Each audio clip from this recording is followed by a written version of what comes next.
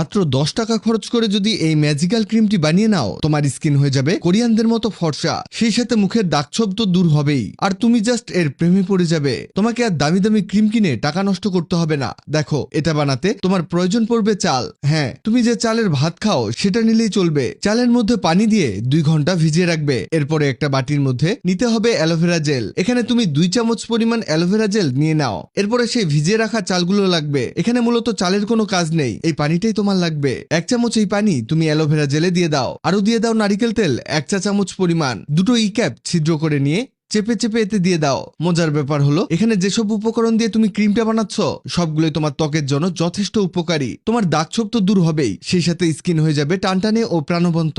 দেখো, এটা মেশাতে মেশাতে একেবারে ক্রিম ফরম্যাটে নিয়ে এসেছি। এবার এটা তুমি একটা এয়ারটাইট পটের মধ্যে রেখে দিয়ে নিয়মিত ব্যবহার করবে। শীত হোক আর গ্রীষ্ম, সব সিজনের এক সমাধান এই ক্রিম। এটা শুধু রাতে ব্যবহার করবে। আমি তো বলবো এটা পার্মানেন্ট রুটিনে রেখে দাও, তোমাকে আর অন্য কিছু ব্যবহার করতে হবে না। আর যদি তুমি চুল পড়া নিয়ে চিন্তিত থাকো, তাহলে ফুটন্ত গরম পানিতে দিয়ে দাও তিসি। এখানে 2 চামচ তিসির সাথে 1 চামচ চাল দিয়ে ফুটাতে হবে। এটা তোমার চুল পড়া কমাবে, নতুন চুল গজাতে সাহায্য করবে। সেই সাথে এটা তুমি মুখেও ব্যবহার করতে পারবে। এটা তোমার ফেসে বার্ধক্যের ছাপ পড়তে দিবে না। এটা জাল দিয়ে দিয়ে একেবারে জেলি ফরম্যাটে নিয়ে আসতে হবে। এটা হতে হতে জানিয়ে দেই, আগের যারা কমেন্ট করেছো তোমাদের ধন্যবাদ। এই সাহায্যে ছাকে নাও। এখানে যে জেলটা বের হয়েছে এটা তুমি তোমার চুলে ও মুখে 2 জায়গায় ব্যবহার করতে পারবে।